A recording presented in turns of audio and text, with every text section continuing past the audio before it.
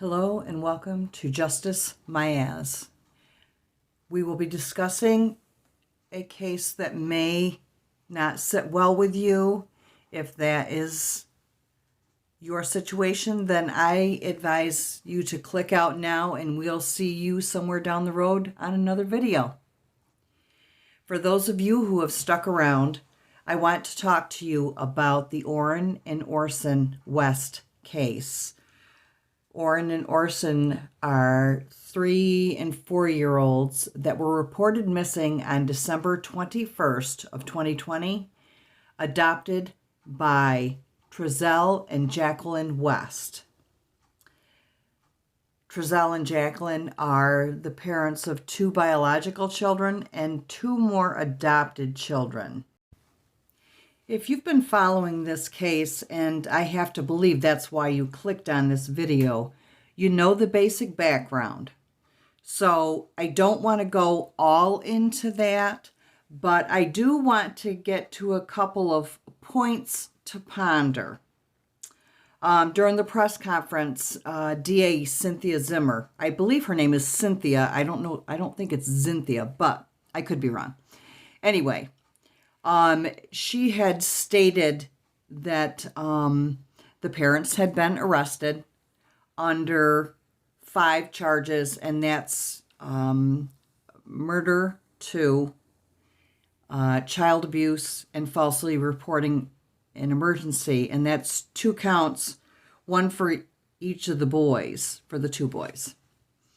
That all said. It was also revealed in the grand jury indictment that there was direct and circumstantial evidence that these babies had been deceased 3 months before they were reported missing. Now, remember, they were reported missing on December 21st of 2020. That puts the timeline back to September when these 2 babies are presumed to have become deceased. One thing I'd like to point out is that the parents, when they did their first interview, and I believe it was, I could be wrong, but I believe it was December 28th, but whichever. If you've been watching this, you know exactly when that interview was, because it is talked about on every true crime channel. Trezell, when he was asked to describe the boys, the only thing he could come up with was, well, they're rambunctious. And that was his definition of the boys. It wasn't, they loved to play with trucks, they sang, they danced, they liked to be read to, they gave lots of hugs, kisses, and cuddles. Nothing like that. It was just, well, they're rambunctious. And the definition of rambunctious is uncontrollably exuberant and boisterous, noisy and out of control, and here it is, hard to handle. Okay, we're going to let that set in a little bit. But later on, as the interview went on,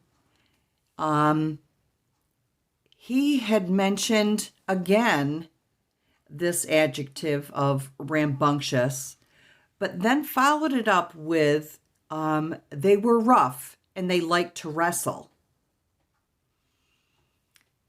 To me, that was a red flag. There were plenty of red flags throughout that entire interview, but to me, that was a red flag.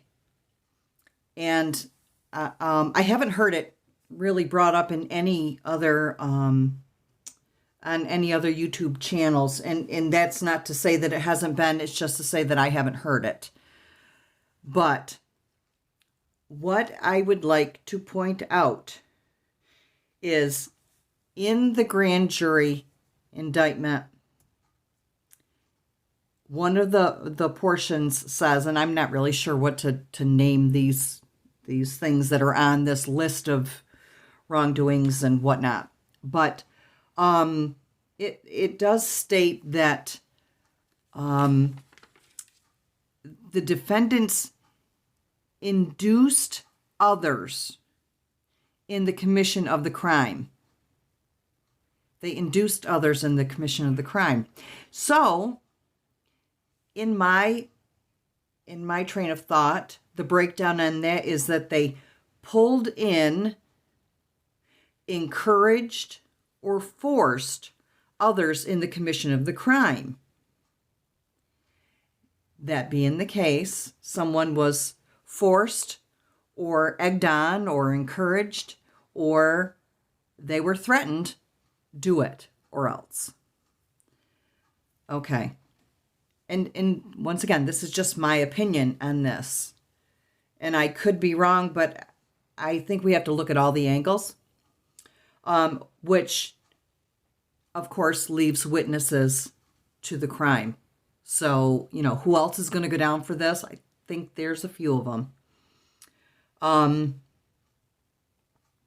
The other thing I want to point out is in that same statement of the defendants induced others in the commission of the crime, comma, including a minor. And I know that everybody has been saying, well, how could you make another one of the kids do something, or how could you include a minor into a situation? All right, now here's my point to ponder. What if? The little ones, the boys, they like to wrestle. That's how they were described. Suppose one of the older children was induced or encouraged to wrestle with, I believe Orrin may have been the first one to go. I'm not sure. I don't want to say that. But they were encouraged to wrestle with one of the boys. And they were induced or encouraged by an adult. And that activity of wrestling, you're talking about, I believe the other kids are considerably older than Orrin and Orson were. So now you've got a larger, older child wrestling with a 3 or 4-year-old, and it starts to get kind of out of hand. And you have an adult watching on, encouraging it, cheering it on, and they don't stop or interfere before serious injury takes place. In this case, fatal or near fatal. And I mean, we don't know all the facts, but this is my theory. Perhaps that older child was told, finish them. You watch wrestling on TV. If you don't, well, I mean, it's all acrobats and smoke and mirrors, but kids don't realize that. Or it could have been a situation where the older child was told, you either beat his ass or I'm going to beat yours. And that's kind of where I feel like the child or the minor may have been included in this. And then, of course, it's all cover-up from there. It's all cover-up. And I believe there's more than just what is coming from Jacqueline and Trezell, the monsters. I think there's a lot more people. So, then once something happened to one of the boys, they both had to disappear. So what has happened? Where are these little boys? And that's what everybody wants to know. And I don't have to beat that to death. I understand that we're all wondering where these little boys are. It's horrendous. It's infuriating. The audacity of those parents or those people, I don't even want to call them parents, of those monsters to stand in front of people and put on such an act. It hurts my heart. So I want to know from you, what do you think? Am I that far off center to think that way? I honestly don't believe that any of the older children had a rage point toward these little ones. I feel like, what could have started out as a semi-innocent situation turned tragic, and there was a lot that should have been done, but we know the outcome at this point. So I would love to hear from you. Let me know what you think about my theory. If you think I'm wrong, I'd love to hear why. If you want to discuss this further, I'm more than happy to do a premiere and we can discuss it that way. I don't know that I'm ready to do a full-on live, but you never know, I just might. So, all that being said, what do you think? Do you think that the way that the minor was induced was by a wrestling match?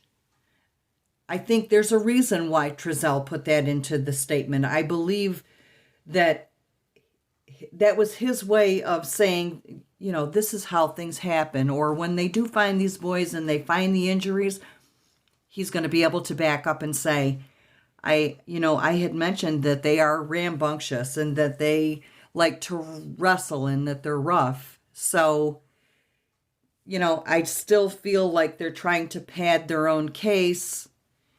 Never mind what happened to the boys in their, I don't know, frame of mind, let's call it. But I would ask that you keep these boys in your thoughts and in your prayers, and let me know what you think. Until next time, this is Justice My Ass.